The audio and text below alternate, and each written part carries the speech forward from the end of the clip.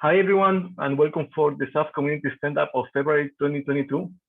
The subject for today will be uh, tricks for Blazor, like how to implement little functionality that you might need in your Blazor application. And here with me is Dave from Yamachan. He's another Dev Express MVP. Dave, if you want to introduce yourself, feel free to go. Yeah, Dave from Yamachan. Sorry, my camera's not working today.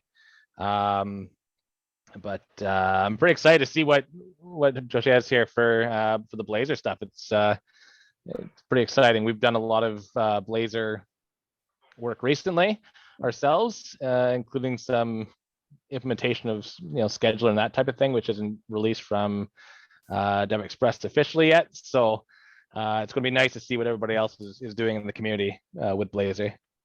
Yeah, thanks for that, Dave. So if also anyone wants to share anything that I have done in Blazor, you are free to write in the chat and it will allow you to share a screen.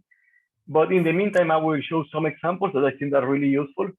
So we will start from the easiest one to the most complex one. So the first example that I want to show, and we're going to create it from the scratch, is how to implement custom functionality in list views in XAF Blazor.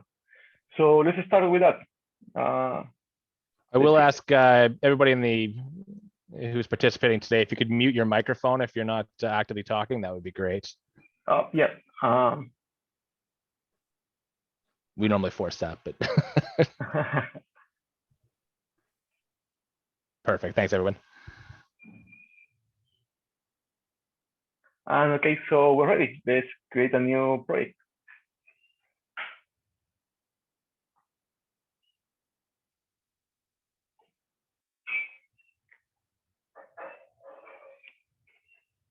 The good thing about XAF Blazor or Blazor in general is that whatever solution you have seen before using JavaScript, using Node.js or React, basically you can implement that in Blazor, and there is a huge amount of solutions that you can implement. So your XAF Blazor application can be really, really rich in functionality. So this will be XAF, this view column template.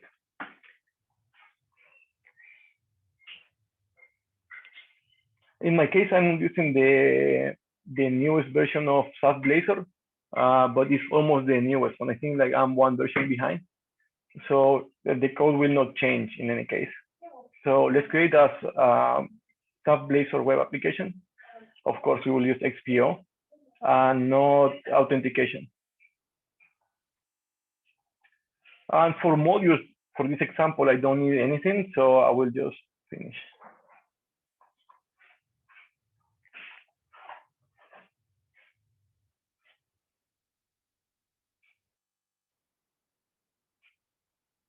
If anyone has any questions, you can also use the chat, and I will check it as soon as possible and answer you here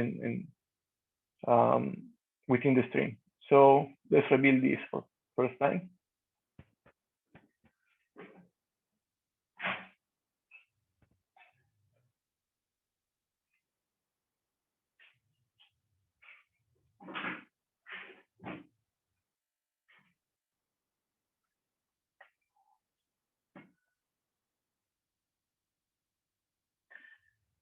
And we're ready to go. This is almost done, so let's add a new domain object.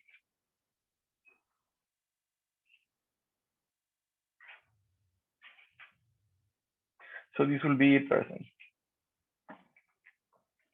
So the functionality that I want to show is how to add custom columns to the list view.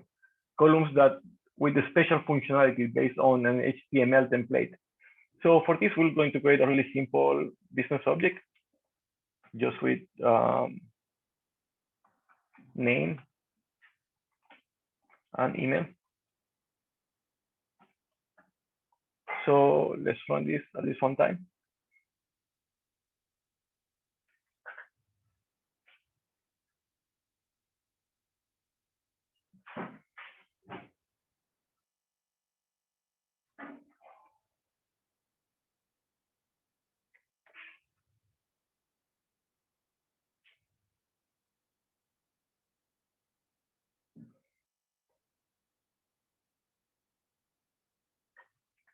So let's see how this goes.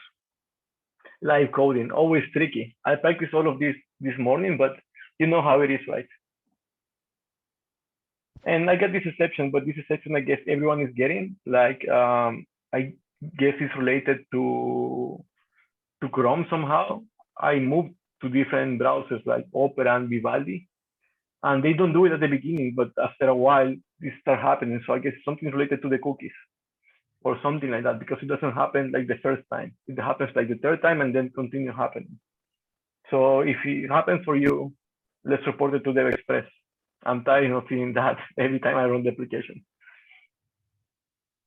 Have you had an issue recently where you click into a field in your application or even any web page for that matter, and it doesn't seem to register until you resize the window or move the window? Yeah, actually, it's happening for me in Chrome, and Yeah, and I think it's something that is problems related to Chrome, actually, not to the framework itself, yeah. because it happens in any random page lately. Random page, even applications that leverage the Chromium engine seem to be having the same issue. I think it's the Chromium engine because it's shared between Vivaldi and Edge, and all of them have the same problem at the moment. So I guess the trick will be disable, try to find an old version, disable automatic updates, and just stay like with an old version, because I mean, Chrome by default it updates automatically. So you need to turn that off, I guess, in general, because all of them are having that problem. So, well, going back to the example, this will be me and my email. When I picked this name, I never realized that the name was really long to tell it as an email. This is what we have so far. This is a really simple application, just one domain object and 2 columns in the domain object. So the goal will be try to add a functionality that when I click on over this record, but exactly in this column, I want to handle the link. So you know that for emails or for any type of links, there is a tag in HTML, and then it will open the right application on your computer. So that's what we're going to do right now. So doing that is kind of really simple. So let's stop here. And just in case I have something that I used this morning, and it will be easier just in case. You know how it is like. So the idea is we need to create a render with the HTML necessary to render that column. So I'm going to create a Blazor component. Here is the Blazor component that I want to create. So let's go and do that. So let's go to the Blazor module and add a new Blazor component.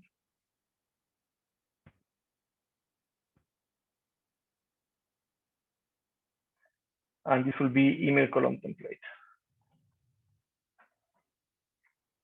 And it doesn't matter if you nest this into a folder or anything in your solution, right? Well, it depends, because this generates code behind somehow. So it's not a problem where you put it, but once it's there, it's better to not move it, because when you move it, then you will generate a different code behind. And for some moments, you will have those like tricky errors that are showing as an error in the studio, but they are not truly errors. When you clean the solution, they disappear. So if you are not like, it doesn't bother you that much to having those errors temporarily for a minute or so, then it's not a problem. But sometimes if you're just learning how to handle this, you might spend long time trying to figure it out there or without cleaning the solution, and you spend 1 hour there. So it happened to me the first time. That's how I'm telling you. So it's better to place it in the location where you're going to leave it in the end. That's good advice. So here what we need to do is basically create, well, we have the component, right? And if you see this component is super simple. We only need to return an HTML tag in general. So the thing is that we need to invoke the render of this component from code. So we have this static method that will return the right HTML tag that we need to render. So basically, I'm going to copy this part. Okay, that's what we need. And if you just joined, can anyone please mute their mic? If not, I'm going to mute them. Sorry for that. So, okay, let's go back to the solution. So it's this one. So the part that I'm going to replace is this. And we don't need any HTML here, basically. So we just need to delete this HTML tag that was in the top. And here I'm going to comment this out for a little bit. So I wanted to explain what is happening here. Okay, so we do have here a Razor component that's going to render just an HTML tag. That HTML tag will be the column in the grid control, basically. So there are a few tricks that we need to do here. So first, okay, we will make a link tag, which is an aref. That's what we have in here. And then we need to avoid this event to propagate over the other components, because if we don't do that, basically when you click, you will end up opening the detail view. So instead of doing that, we have some special JavaScript instructions like stop immediate propagation. So other components that are listening to this event will not be triggered because of that instruction, basically. And the other thing that we need to know here is that this render will receive the current object. So that will mean the current row of that in the grid. So we know that in each row we will have a person, because that's the person that we just created, the person object. So basically what I'm going to do here is like to remove this part, and I need to import this namespace, because even though it's showing here that it's green like it's working, it's not, because it's missing the namespace on top. So it's this one. Okay, so I have the component that will create the render. Now we just need to replace it at some moment, like basically customize the property editor or the list editor in this case. So for that, I will need a view controller. So that view controller, I already have it here. So I'm just going to copy it from here and then explain you the code. So let me get this from here to here. And let's go back to our solution. And let's add controller. This controller, you need to add it in the Blazor module, because otherwise you will not have access to some namespaces or some references. Remember that self application, they are based on like a cascade in general, like a waterfall. So if you do it in here, you will not see the reference to the component that we just created. So anyway, let's add a new view controller here. Lately, I'm not creating view controllers with the templates. I'm just doing it with the code row shortcut. So in this case, I'm going to create a class, because I'm going to paste the code in general. So I don't, as I told you, I don't use the item template anymore. I just do something like SAF controller view, and that will create a view controller class for me. So I'm using that lately. So, but here, let's paste the code. Let me delete this code, because that was a test that I was doing before. So here we're going to make this an object view controller. That's a more specialized version of the view controller. Basically, you tell them on which view you want to, which type of view you want to use, and which type of object it will this view represent. So let me import the namespaces.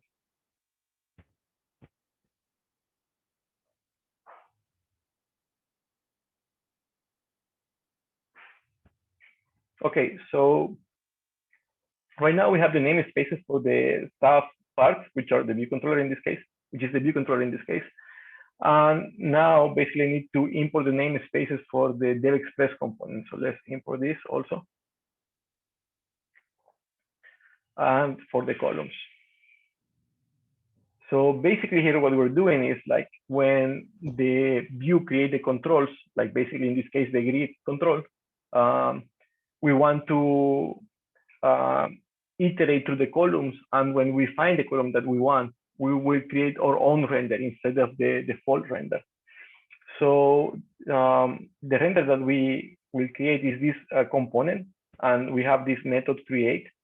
So we just need to get the name of the class, which in the component you don't see the class, but the name of the class is the name of the file name basically. So I will copy the file name, put this here, and we know that there is a static method create, and that we will pass a person object, which already has the email property. So far so good. This is like kind of really simple. It took me a while to figure it out, and I need to ask the Express for support, because like in general, there are like hundreds of ways to handle Blazor components, and you can do basically all type of magic, since normal magic until really black magic, like that range. You can go really crazy with this. So your object space declaration for person was incorrect. You got the persistent base implementation rather than yours. Okay, so let's delete the persistent base. This one, thanks. Yeah. Thanks. That's tricky when you have those classes that they exist in a different namespace, like person, email, and stuff like that. So this one is the right one. Great. So far so good, and I will upload this source to GitHub so everyone can take a look to it. And here are the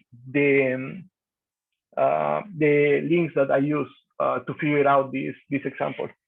So let me compile this and run it.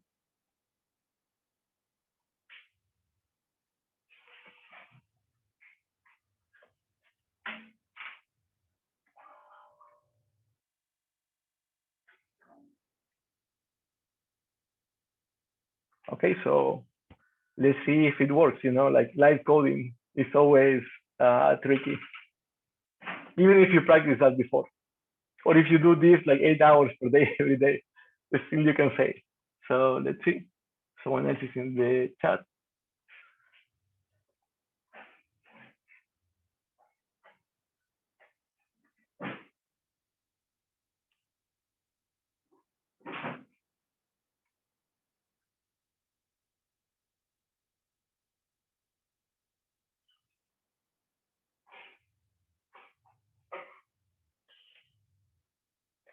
Okay, let's give it a try to this one.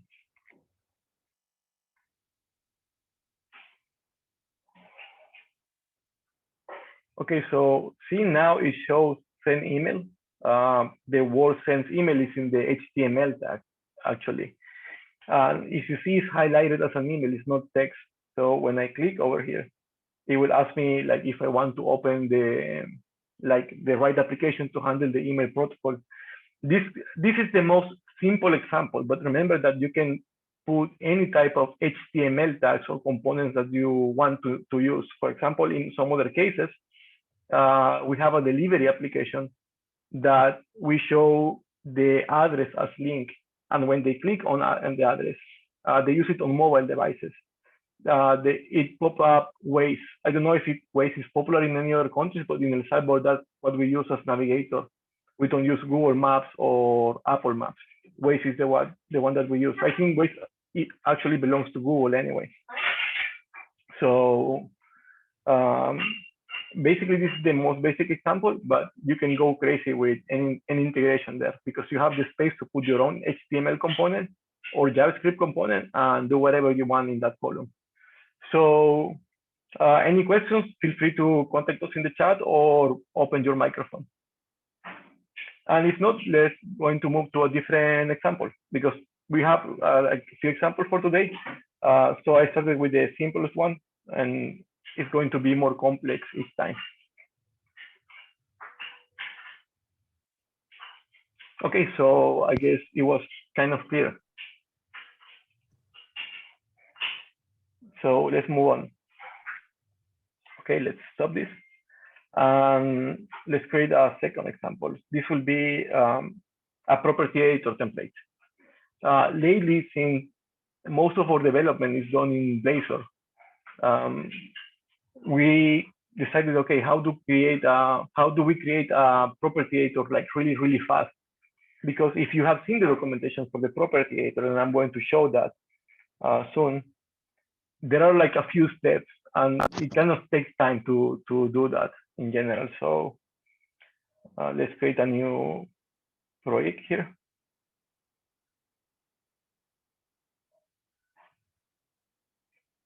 And in the meantime, I'm going to show you guys the information for the property editor. So just let me move the zoom bar.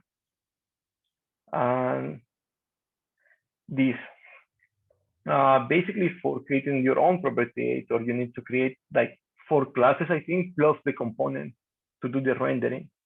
So the first class is the component model, which is like if you have used Xamarin before, it's something like what you will use as view model in general. Then you have the render, and then you have the adapter, which is like the intermediate part. And beside that, you have the class that wraps all of this together, which is the property editor. So as you can see, there are a lot of steps, and the naming is really important. And also where you put it, as we talked with Dave before, the location of the component is not important, but once you put it in one place, it will generate the code behind.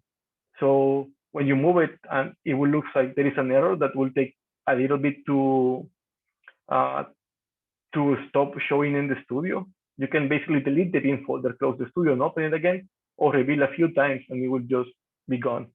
But it will take you a few minutes the first time, and that's why I'm warning you, because for me it took like 1 hour to figure out that there was no error at all.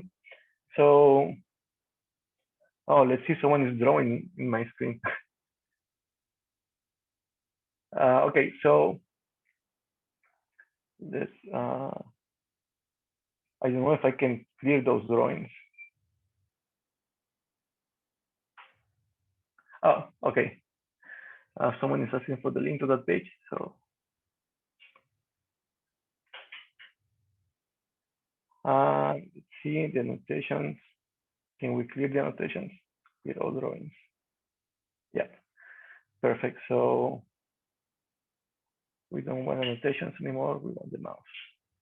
Okay, so let's create this property editor. So it's not about this. This next example is not about the property editor itself. It's how you can save time by making a Visual Studio template out of this. And also, it will be nice if I can post, for example, a ticket on Developer Express Support Center, and anyone can vote there. So they might include this template in the Visual Studio templates, because it will be easier to just do right-click, create property editor with all the classes, than implementing all the code yourself. So let's go back to the studio, and this will be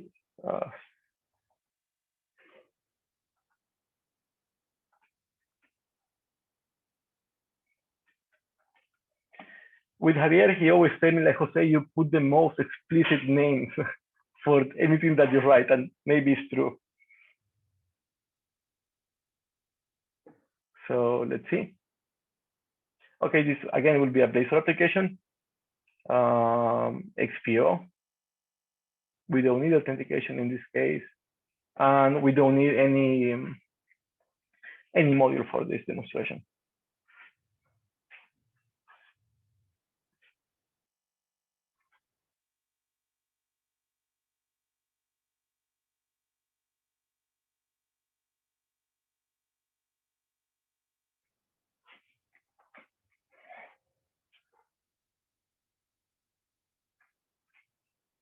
Okay, so let's rebuild this.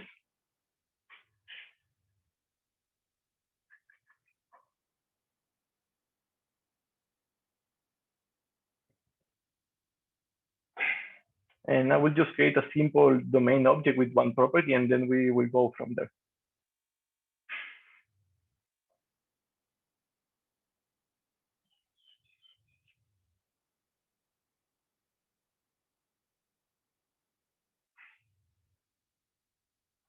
So new item,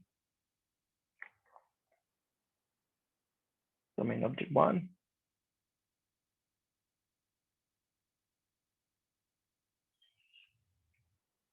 And we just need one property to implement our property editor, so the most simple one.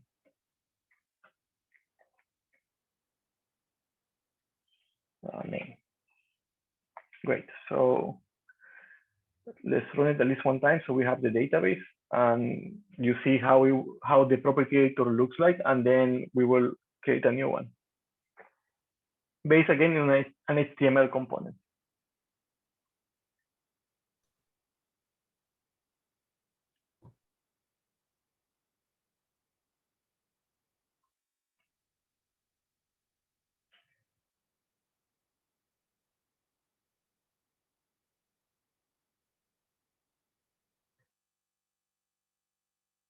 Also, there are some more complex examples that I want to show, but I'm traveling at the moment. I'm in El Salvador, escaping from Russian winter.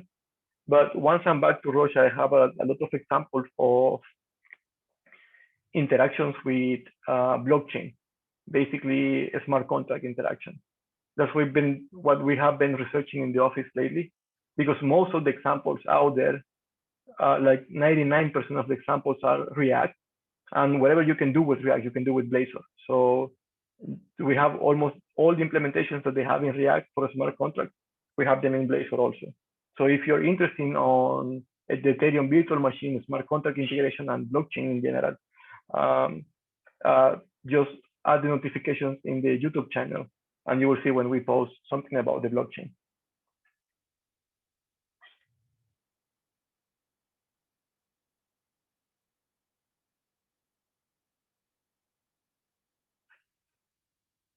Okay, we have our application. I'm just going to create an object. This is going to be date in this case. I use myself in the other in the other example, so I need a different name. Okay, so let's go to the documentation, and I will show you how I do it because I've done this like so many times that when you start reading, it takes a while. So I will show you the trick how to do it really fast. So you have to scroll down, and the first thing that you need to create in general is the render. So I will copy this code and add a component here.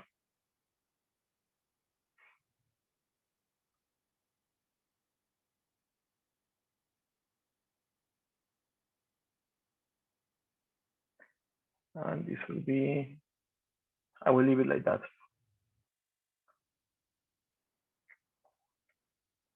And let's replace the code with the code that we have from Developer Express.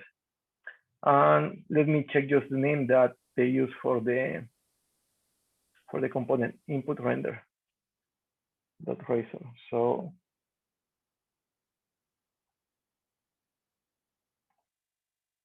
great. So right now we have the Blazor component, and as you can see, is everything inside of the component. The C# code is in the component, and the HTML is in the component. So there are several ways that you can use Razor components. You can use these syntaxes that is C# between HTML, which in general I don't like that much because the IntelliSense doesn't work that well in here, and also CodeRush sometimes goes crazy, figure out different namespaces. So something that needs to be improved, I guess. But in general, like what I like to do, you can use inherit from a special class, or the easiest trick is you copy the name of this render file, and then you add a new class. So let's add a new class.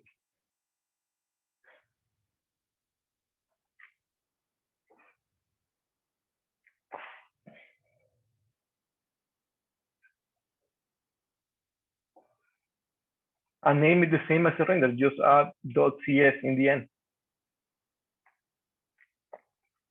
So as you see, it's grouped in the same file basically. And here the trick is that this class, you should make it partial. So one part is the Razor component, and another part is this class. So if you need to write like complex C# code, you better do it on this side, and it will be the same as if you write it in here. But the IntelliSense autocomplete and CodeRush will just work. So that's one of the tricks that I use like all the time. And so far so good. Let's see. We have two files already. So now let's go and copy the adapter. So I will copy this code from here. And the trick here, if you want to make this a template, is that you have to put them in the same file. That's why I created this extra file.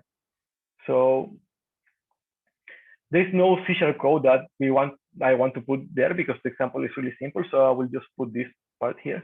Oh, I didn't copy. So let's copy all of this, paste, and let's move the namespaces to here so they are shared. And remove this, and this is duplicated, so let's remove it. Okay, so far so good. We have in this class, we have already two classes. I mean, in this class file, we have two classes. We have the input adapter and the render, input render. So we need to add basically two more classes also. So we will add the property editor. So let's copy all of this.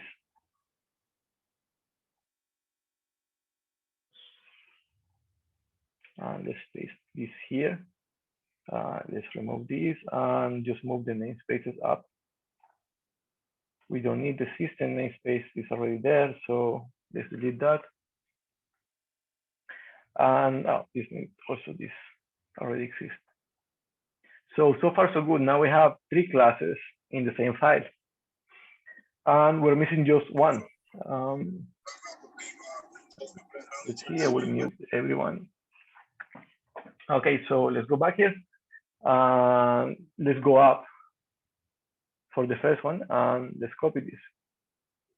This is basically the class that will go from the subdomain object to the property editors.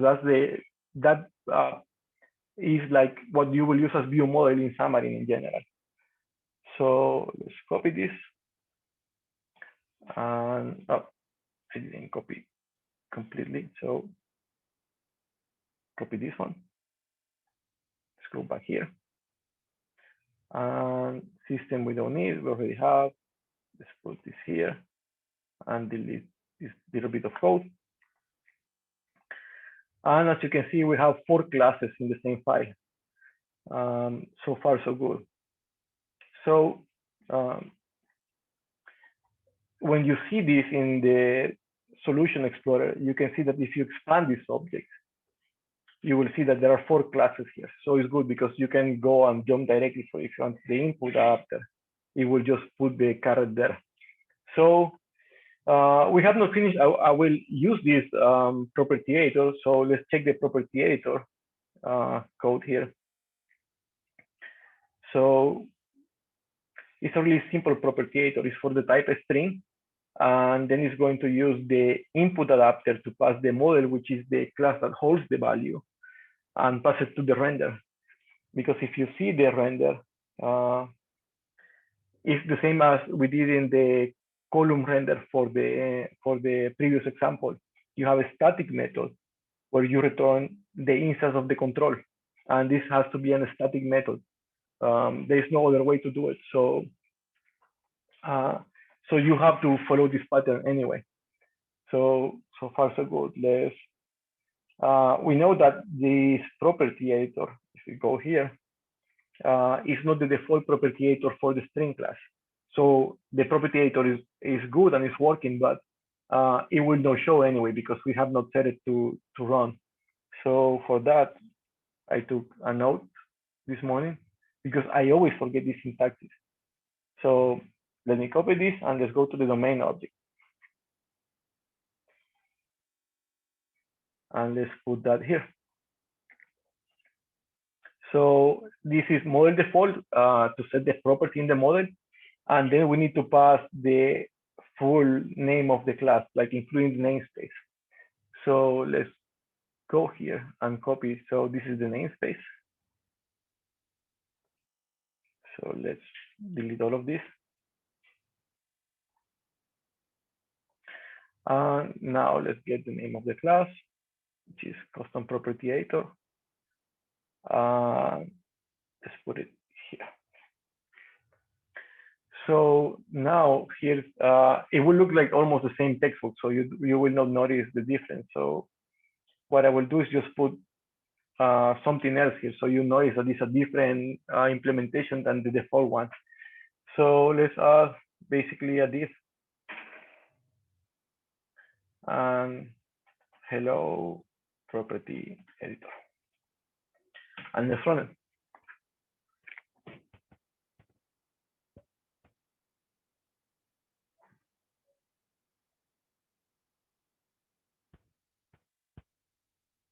And again, if someone has any question, feel free to open the mic or send it in the chat.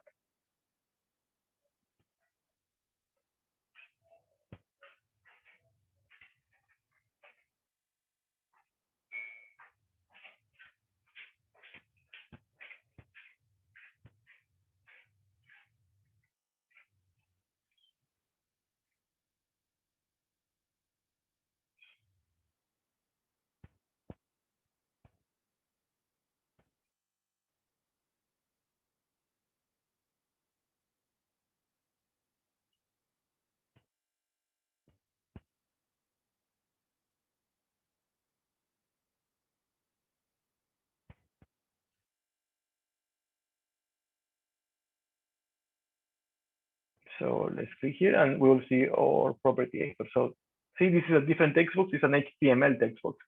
And there is the div that I added below. So now we have our full property editor implemented. Now let's make it a Visual Studio item template. That's like super easy. That's been changing like every time, every version of Visual Studio, there's a different way to do it. Also the menu where you do it, it changed. So let's go to project and let's see. Hold on. Let's, I think I need to highlight the component I want.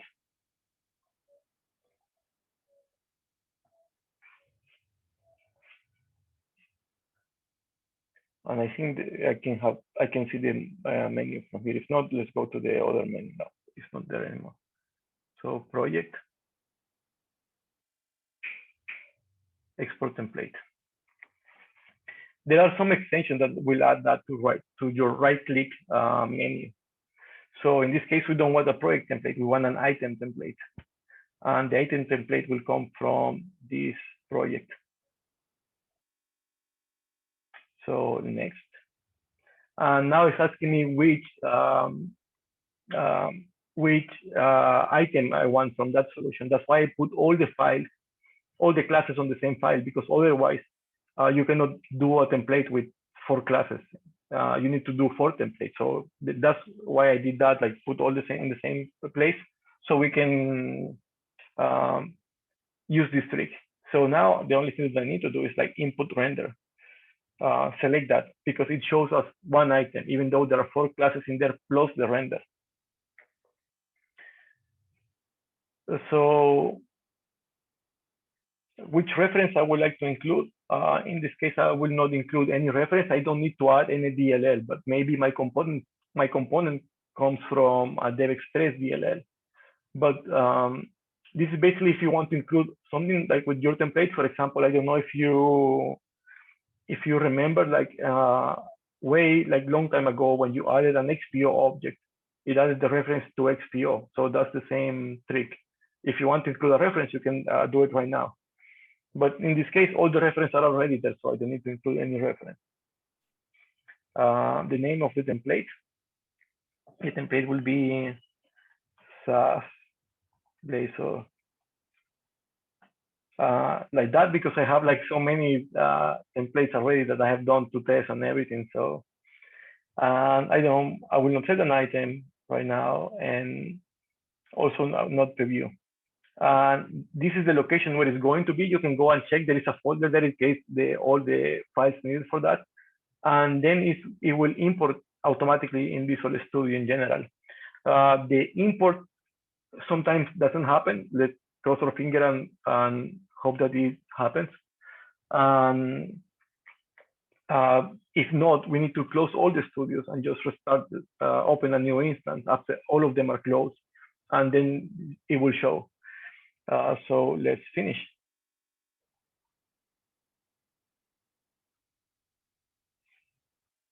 Okay, so here we have the template. If you want to distribute that template, you can just put it in this folder in someone else's computer, and it will just work after they close the studio and they open it again. We have a question from a friend of the channel and a friend of the meetup, JP. So JP, the component that I show in HTML, it will take the DevExpress theme as long as you use the same CSS classes. So for that, if you go and find an example from Bootstrap, for example, DevExpress used for CSS theme the Bootstrap framework. So if in the Bootstrap framework, the class that you use is alert or danger or something like that, or whatever name class that you use for the style, it will use the one that is currently set for DevExpress. So if you have an orange theme, your component will look orange if that's the class that you use. Then if you switch theme, it will take that new theme that you switch to. So basically that's how you do it. And it's really nice because otherwise you have to add more styling properties to your component, but it will catch the one that you use from the current theme in the application, as long as you use the Bootstrap classes that DevExpress uses. So, well, so far so good. I think I will need to close the studio to make this show. So let me close all the instances.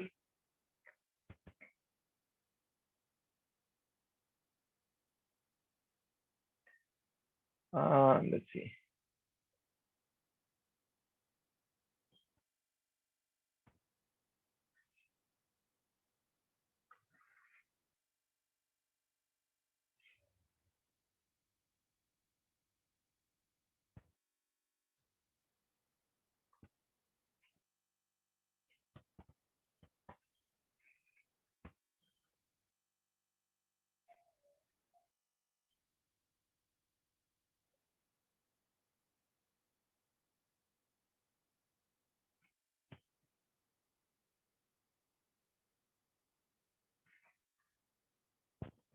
Okay, so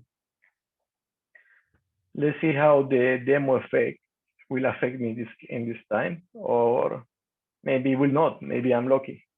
So, okay, so now that we have basically export the code that we wanted as a item template, I should be able to delete this, and I guess I will not for the moment. I will just add another one, and it will have the same name. So that's something that there are some properties that you need to replace that there are in the in Microsoft documentation. I will try to find a link in the meantime to put it here. But let's add the first let's add the component. I mean the property editor, and hope that this works. So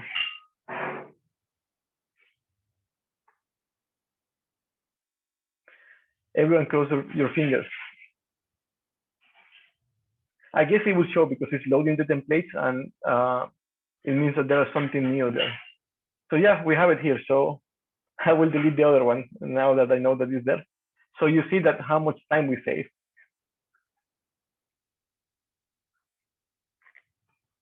So now every time that you want to create your own custom property editor, instead of having to go check the documentation, paste all the files and rename them and put it in the same place, you can just do something like this. Add item. And we have this funny name that I set for this. So let's rename something to something different.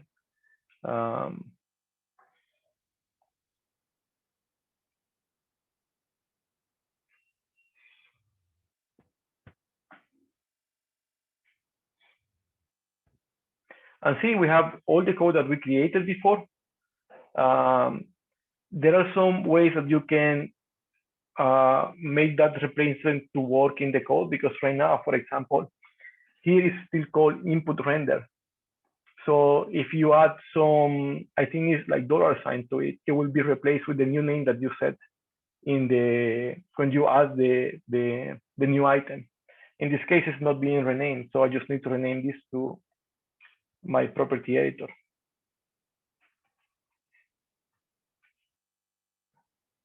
And after that, everything's fine. If we check here, we have the same structure, and it should compile and show. The only thing that right now, what I need to do is basically go to my domain object and change the name, because the attribute that I set was using a different name.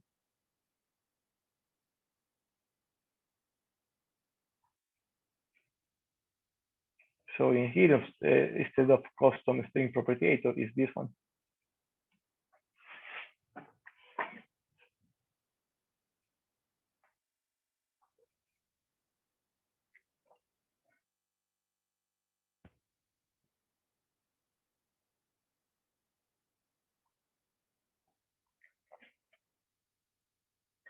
Just let me try to find the documentation for item template, so you know what to replace.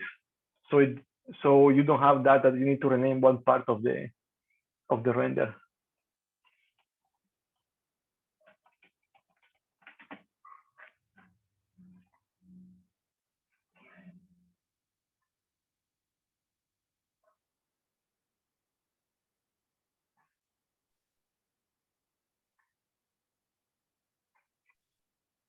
Let's see while that is loading.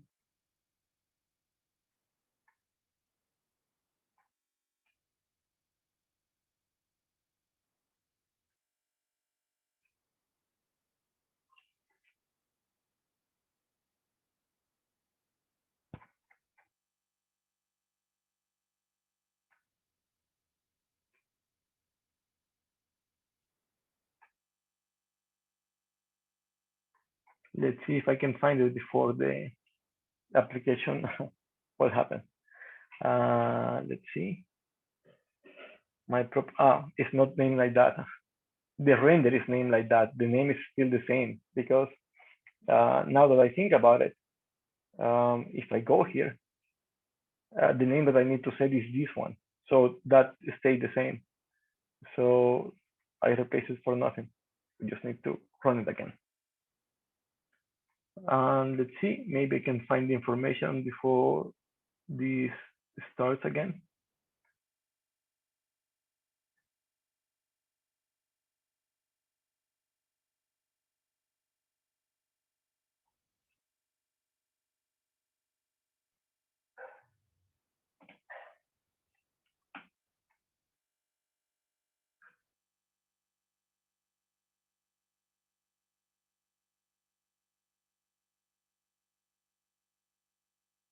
Oh, okay, I found the link.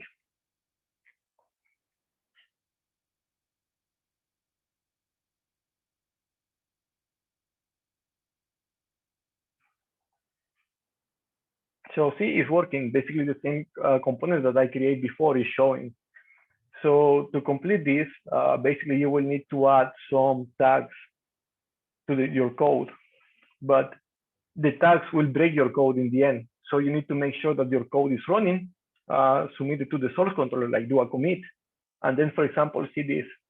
If you want to replace namespaces with the name of the current project that you are, because in this case, the namespaces, for example, let's go to the property editor. Here is within this project name and then this namespace. That can be replaced automatically for you with the namespace of your current solution at the moment, or your project at the moment. But for that, you will need to add some placeholders, basically. So let me show you the documentation. This is from the official Visual Studio documentation. So if you want to replace the namespace, for example, you just add this, and you will use your current project namespace as the namespace of that file. And the same for like file names, class names. You can use the same trick. There are placeholders for that. So you just pick the ones that you want, and then all of that can be renamed automatically for you. For example, if you don't want to name it input model, but you just want the model suffix, you will do something like this.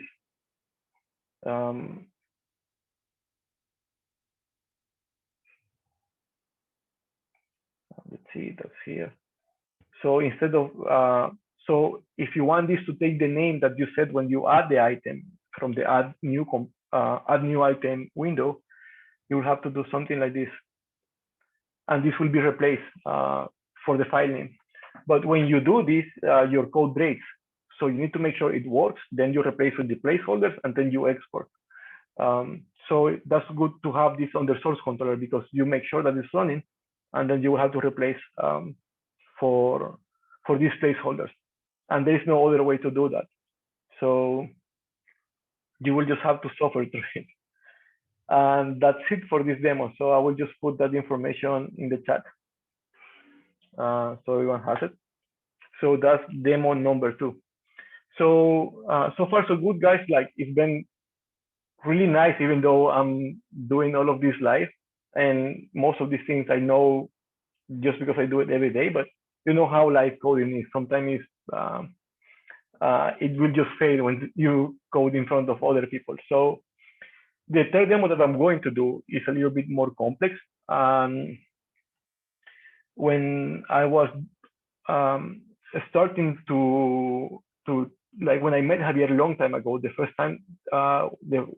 or second time that we talked, we were discussing how to create reusable modules for XAF. And I asked Developer Express many times before, like when XAF was just starting, maybe the first year, how you create the reusable modules as they do it. They told me like, go and check the reports module. That's the best implementation that we have that shows how to do it. And a few days ago, I was doing the same because there is the framework that I'm handling, the Ultra modules. We use it mostly internal and in personal projects, but I want to take that to retake that project again. So basically, I asked them, okay, how we should make a reusable module for Blazor, which is a different trick actually. So so far you know that, well, XAF Blazor applications are regular applications in general. So in any Blazor application, if you want to use JavaScript in your component, for example, or use a special CSS styling, you just put them in the www folder. Here you add a CSS file or a JavaScript, for example, and then basically you will have to add it as an HTML tag in your host file. That's it. I mean, then you can invoke it from JavaScript within your component using the JavaScript interrupt. But this is tricky because if you want to make a reusable XAF Blazor module, okay, what will happen if you put the CSS file here and the reusable module is actually here? It means that you will need to add documentations to tell it, so, okay, download this file, put it on the www folder, then add the reference in the host file. And that's a lot of work. I've been doing that for a while, but then I decided, okay, like the Express, they don't do it like that. They use a different way. So again, like when you ask, you get really amazing answers from them. So I asked them, and there is a ticket here. This is for this one. And Anatol was kind enough to just tell me like, okay, go and check these modules. We do the trick that you want to do there. And I think this is public. Yes, I think it is because I'm not signed in this browser. So anyone can see it if you want to see what we were talking about. That's the support ticket. Let's do that example.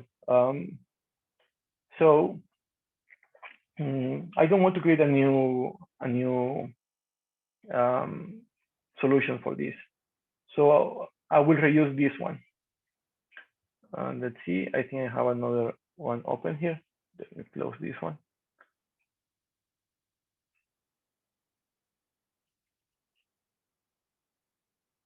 And I will just add some JavaScript to it. So it will make sense because the main problem is when you want to add some other files like JavaScript and CSS file and ship them with your XAF Blazor module. So the trick here is the following.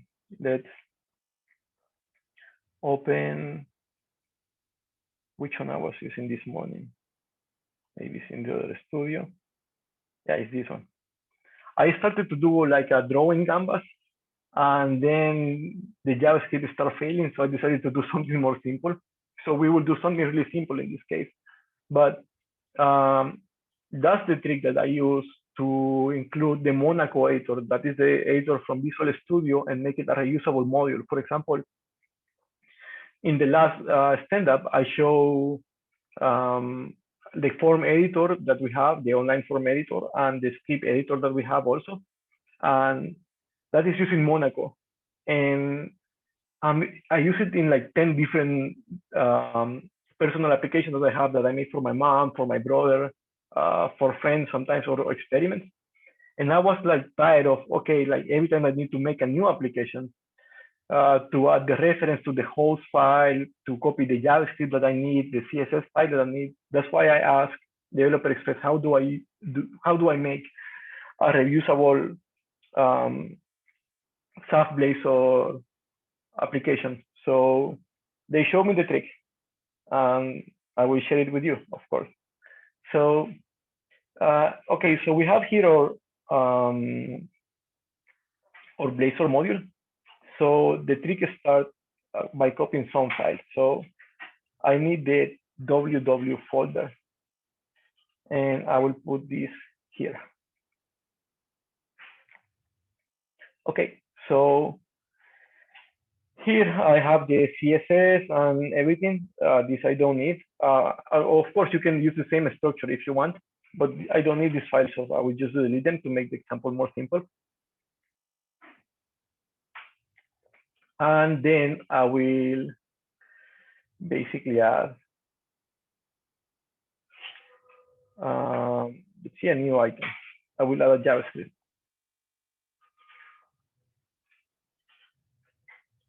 And let's add JavaScript.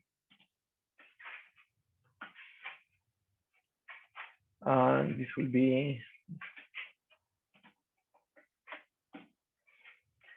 so so creative, the name. Like, so in the JavaScript, we'll just do something really simple. It's so simple that it's just this.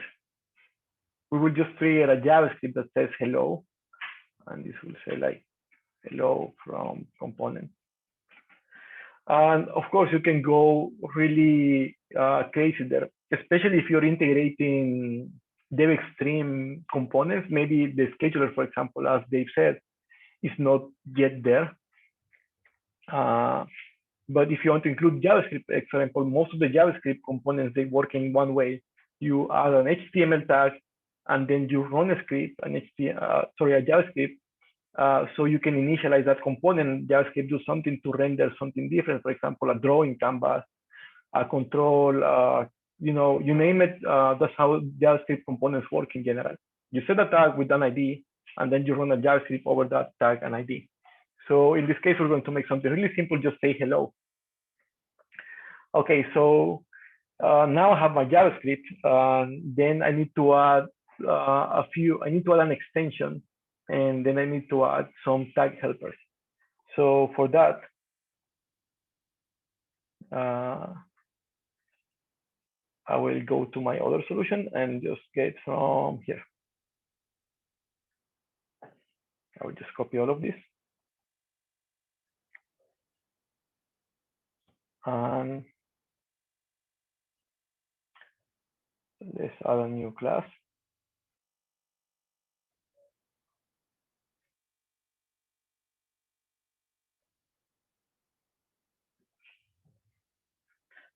And let's replace it with what I have. So here, there are a few things that you need to notice. There are a lot of namespace missing. First, I will just move this to another file so we don't have this mess.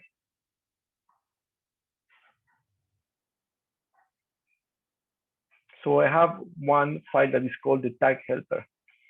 This is the most important one, actually.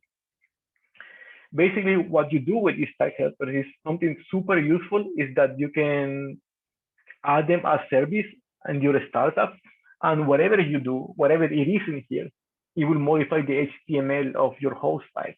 So basically the idea here is that we will add this line, instead of modifying our host file every time, we will create an extension that modifies it for us, and then we will add it to the services.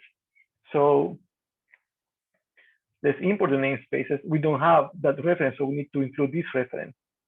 It's been called Razor, so let's install the latest version.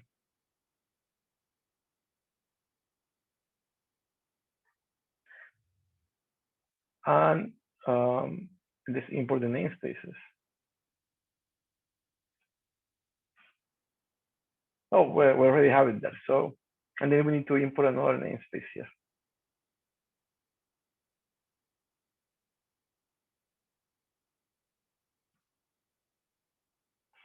So this is basically somehow like middleware.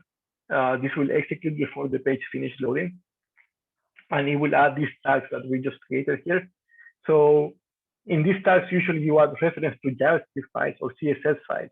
So you don't have to ask the person, hey, okay, go and paste this in your host file.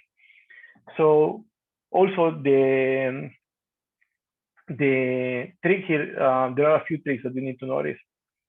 Here, when we use quotes instead of using simple quotes, we have to use double quotes to escape it. That's why you have double quotes here at the beginning and double quotes here in the end. The name of the file, we need to get this name of the file from there. And just put it here. Okay, so usually when you modify your host file, if we go here and here, let's see, maybe I can find one. See, when the reference comes from a reference assembly, you use underscore content and then the namespace or the name of your assembly and then the name of the file. In the opposite case, this is a reference to a physical file. So just telling this, like, it started in www root, and after that is the CSS folder and then site CSS. So that's actually here. So how you set the route for embedded resources and for physical resources are a little bit different. Like embedded resources, you have to use underscore content at the beginning. Sorry, and embedded resources, you have to use the physical path in general. So let's go back to the tag helper. So let's get the assembly name. So we go here and just replace this here. So what this means is that this tag is going to be added to the header, and the location will be this embed resource within this route, and this route ends up in this www folder. I mean, content and the name of your assembly means that wherever is in the root here will be used. So that's why we specify this name, no folder path. If I want, I can create a folder here. I name it GS and put this here. But here I will have to add tag to the path, so this will be GS also. Okay, so far so good. This will include the JavaScript in general. So then we need to go back and check the extension. So here I will rename the file.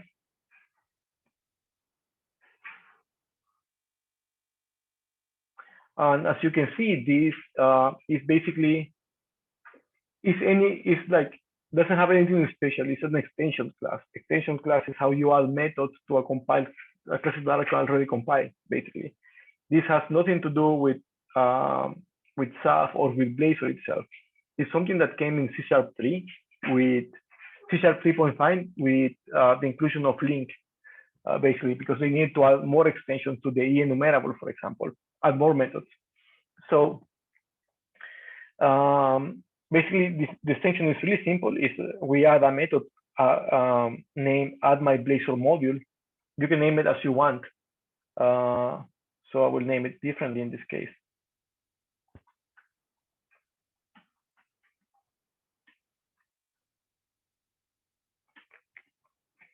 And that will inject the service that we just created, or the class that we just created. And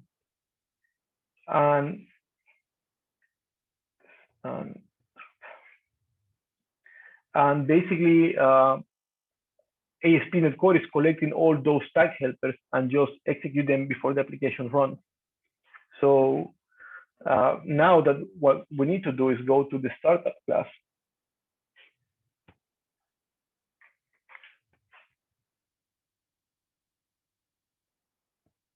And here in the startup class,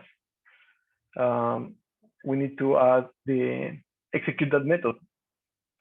So I want you to notice something. When you do a extension for the iService collection, you usually put it on this namespace, because this namespace is always in the startup file. So you will have the extensions available. If not, you will need to import the namespace of this class, so this method shows. So the common pattern is that you put it in a different namespace. This is not the namespace of my application. You put it in a different one, in what is already there. So people don't have to figure it out that there is extension that they need to load, and they need to add a namespace in the top. Let's go and execute this. So we'll go, you can put it here at any level. So just see, for example, they have extensions like add XAF. So that's how they add the resources and stuff like that XAF uses. And so we will do the same here. So services. I have it here. Standup module. So, okay, we have modified the tag with the tag helper that include the JavaScript file that we just created, but we're not invoking that in any place. So let's get copy the invocation and let's put it in the component. So let's see. I will do something like super simple, like call it on the onInitialize method. So I'll copy this code and let's go to our property editor.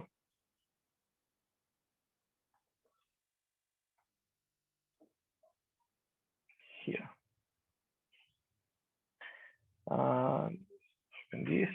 So we know that in the end, we have the partial class that is part of the component. So there we can basically do an override of the onInitialize method. And since I copied this code, this is not, the name of the function is not resize. The name of the function is hello from components.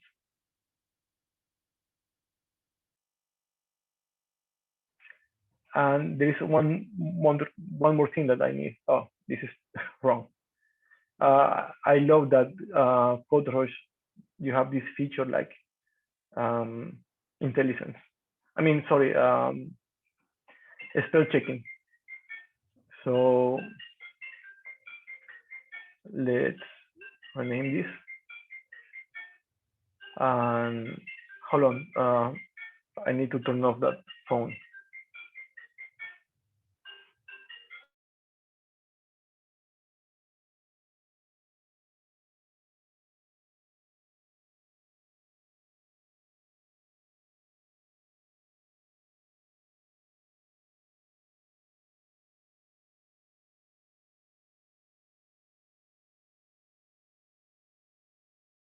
Sorry guys for that. I was receiving a phone call and my phone was far away. So, okay, let's go back to this. So this is the function that we want to invoke, and we're still missing some small stuff here. So let me close this. And okay, so far so good, right? Uh, let's go to the property editor. Here we're missing just one thing. We need the JavaScript interrupt. We need to inject the JavaScript interrupt so we can call a JavaScript function from our component. So since I'm lazy, I'm going to go to the other solution. This is how you inject the JavaScript interrupt. First, you need the namespace.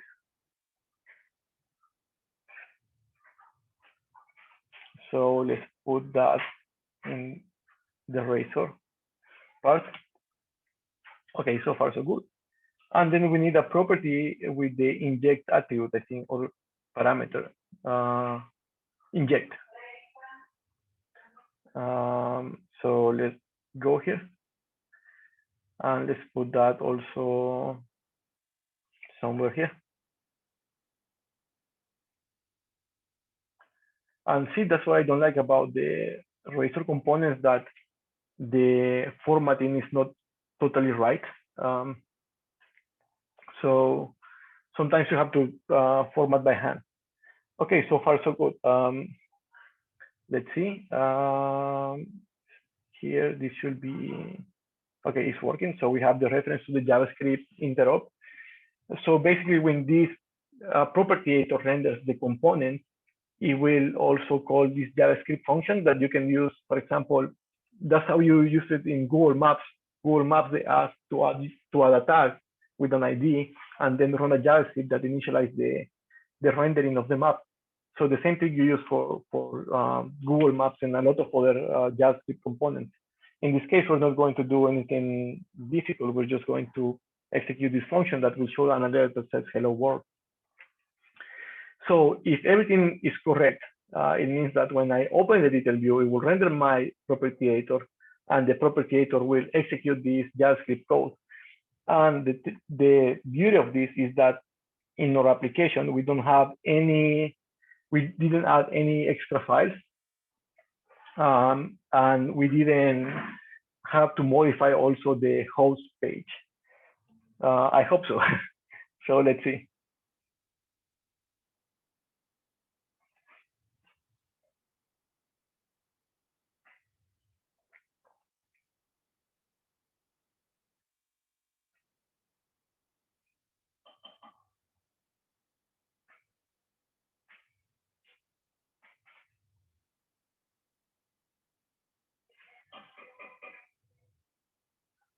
Okay, so let's wait for this to load. And maybe it will work the first time.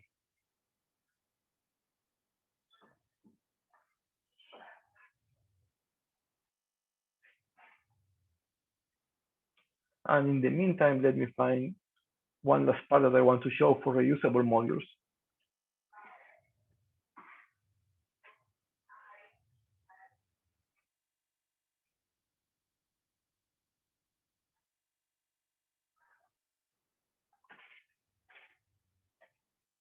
Okay, so let's give it a try to this. And see, it's executing my JavaScript.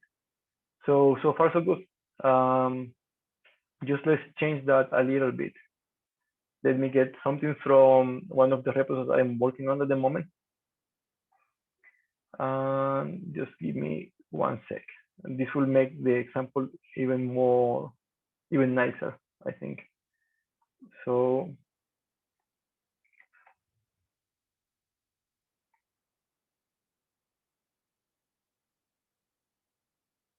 need module for the other solution. And let's see, it's not this one. What we're going to do is that we're going to add some node updaters. So we can include localized text inside of our components. So let's see, just let me find the updater class that I've been using, so we don't have to start from scratch in that sense.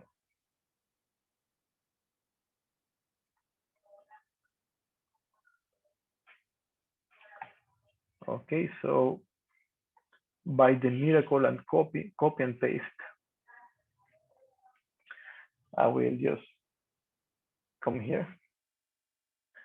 Depending on where you want to add your localization, I mean, these messages, you can do it in your agnostic module or in your Blazor module, depending on the structure that you have, right? So let me add one class.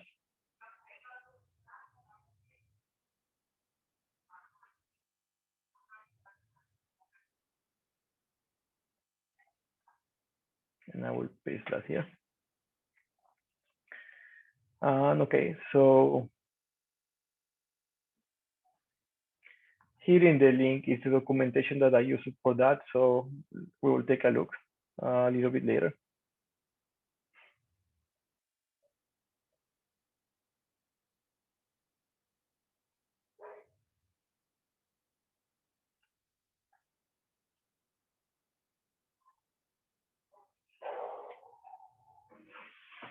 So let's see what I'm missing here.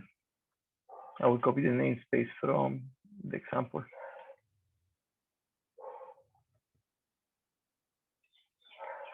Okay, so let me copy this. Oh no, it's not the documentation. So, okay, the idea of this class is basically I want to inject some nodes in the model. Sorry. So when I localize my application and I create a different version of the model, for example, we usually write the applications in English, even though they might be for a Spanish-speaking customer. And then we localize the application completely. So part of that is basically inject those messages inside of the messages that you want to include maybe in your property creator or in your custom components. You need to include them in the model so they will be localized when you localize all the other parts of your application. So let's see. This is the node that we're looking. So this will be called demo app standup. Okay, that's the name, will be the name of the node. And then for this, these are some messages that I want to add to that node. So this will be hello from component. And we just want to add one. We don't need the other ones, but you can inject as many as you want. So let's delete this. This will be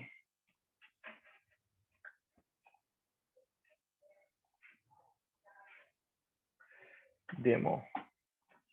What else do I need to modify here? I think that's it basically. I just need to use that in the module. So I'm doing a lot of copy and paste today. Let's see, where do we add that?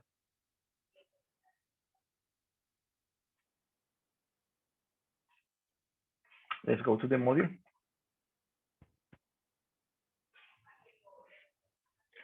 And oh, have this class. I want to just rename it.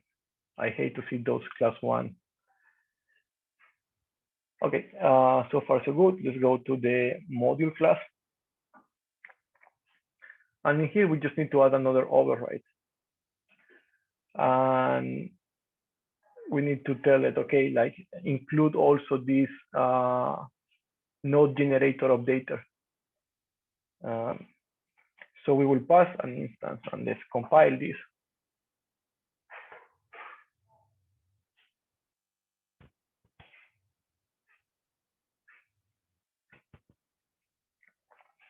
And let me show that in the model.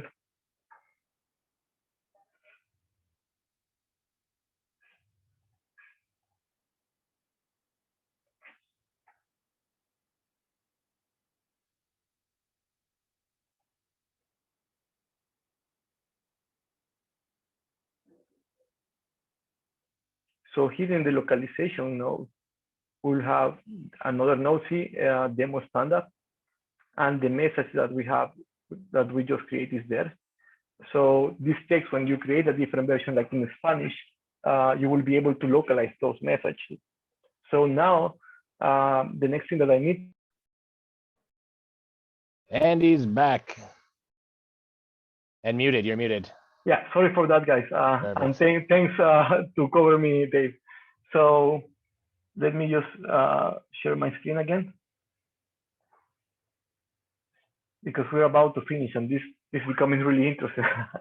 Okay, so we have the message. So we are able to localize our message if we ship module in different languages. Now we just need to use that message somewhere, so it makes sense, right?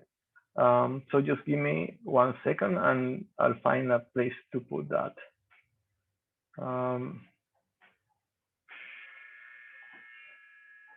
Okay, so I will use it in my property editor, in the one that we just created here. So what I'm going to do there is the caption helper that you can use to get those messages is a static class. So I will put it here. And I just need to add the pound sign at the beginning. And then this asks for a few things. It asks for the node that we want to read, then the name of the subnode and the default text. So we will name this default text. So if XAF doesn't find this in the localization node, it will show this default text. Otherwise, it will go and look for this node and this subnode to get the text. So the nodes are demo standup. And where is my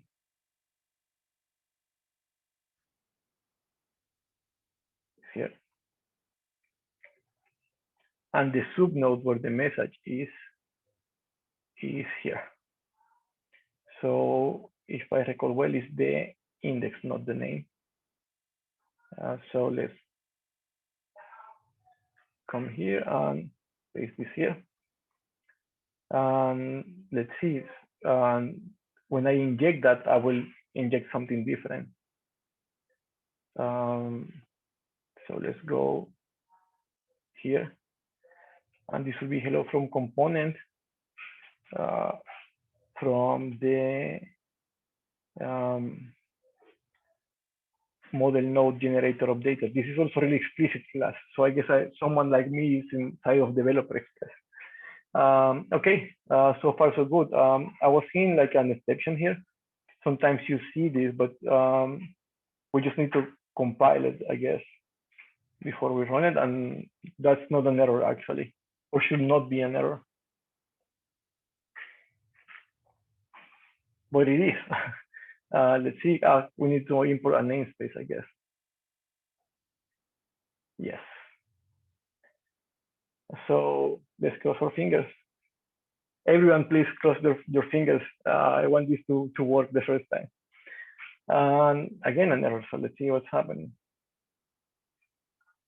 I think it didn't import the namespace in the end. No, it didn't. So that's what I don't like about Razor components. Sometimes this stuff, they just don't happen at all. See? So I will try to use the full, and now it should work. Yeah, it's working. So let's see. And there's running. So instead of this hello, this is the name of the node, hello from component. So this is not what is going to be shown. What is going to be shown is the new text that I just added, because I just modify it here. So even what we're seeing in the model is a little bit behind. The text that will show is this. So let's, just in case, update model in all projects.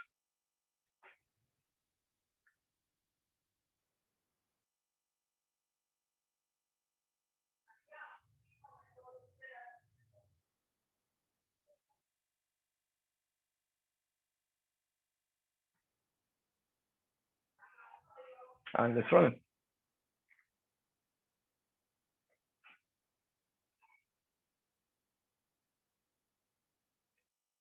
And then we're just missing like one step that takes like 1 minute, and we have a full reusable XAF Blazor module.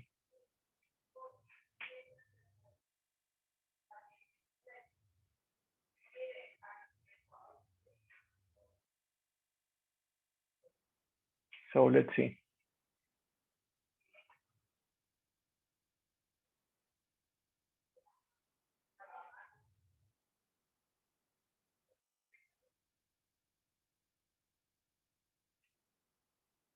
So let's go here. It will clear the JavaScript.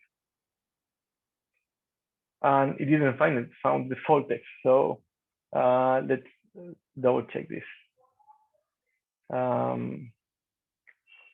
So let's see here. What are we? Oh, yes. See the name of, I changed the name of the node, not the text of the node. So here we're adding like string value. So this. Hello from this. And the ID continue being this. Just let me double check that in the component.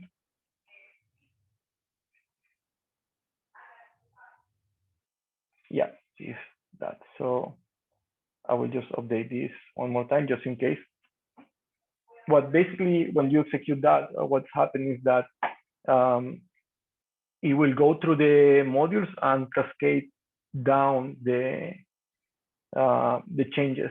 So just let's close all of this, and I will just double check the model before we start again. So oh, wrong one.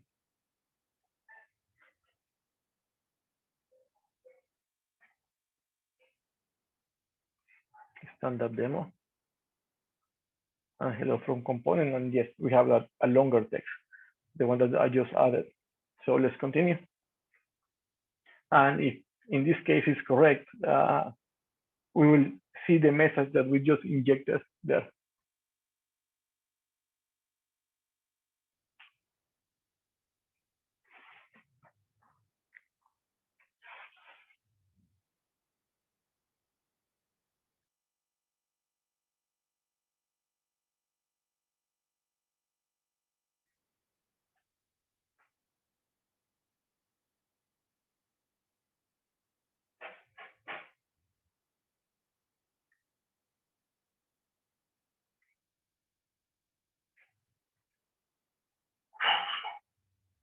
Okay, we have our JavaScript message and the text that we just inject in the model.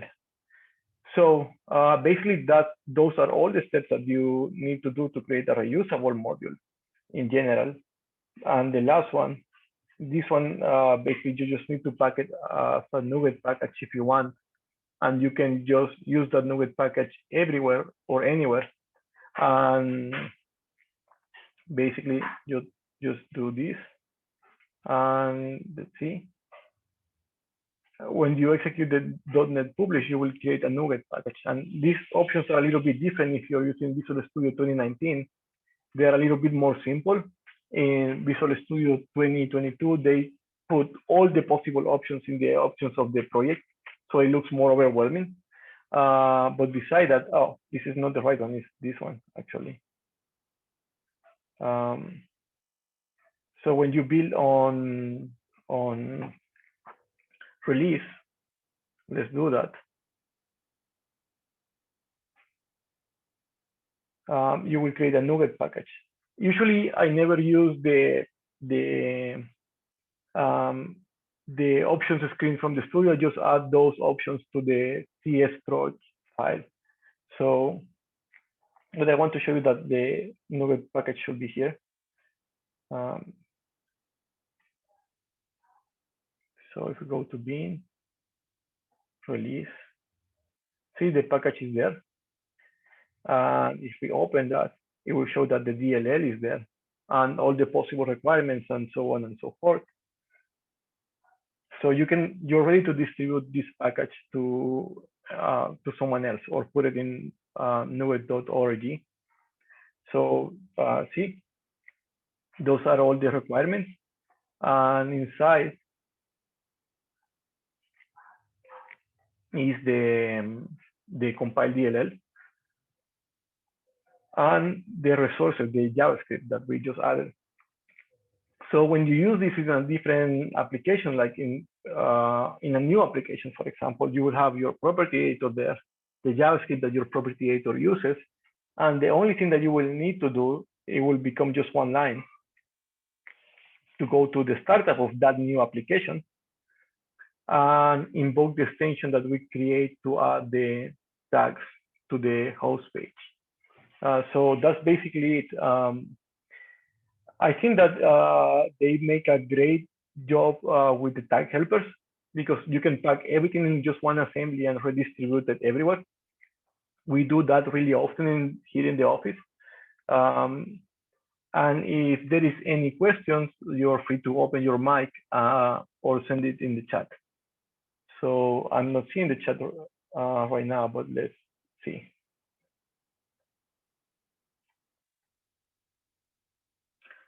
Well, like it looks like it was clear, or maybe I'm just not waiting enough.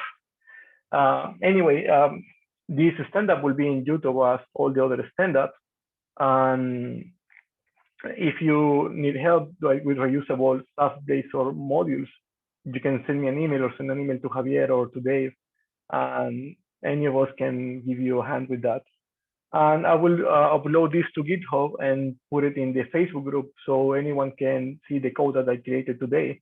It's the live code. Maybe the namings are not right or misspelled or something, but I think it's really useful in the end. And these are all the tricks that I use personally to save time in XAF Blazor development, especially regarding the property editors and reusable modules. I've been moving all the Ultra modules to be Blazor only or agnostic. So maybe when I'm back to Russia, like in 2 months, I will have the time to create that repo and upload the new structure. But in the meantime, this is what I'm doing to create all those reusable modules. And I guess that's it for this time. Thank you guys all for coming. Thanks, Dave, JP. You always have great questions. And thanks everyone for taking the time during your busy Thursday, actually, to join the community stand-up. And that's it. And see you all guys in next time. Bye-bye. Take care. Thank you. Take care.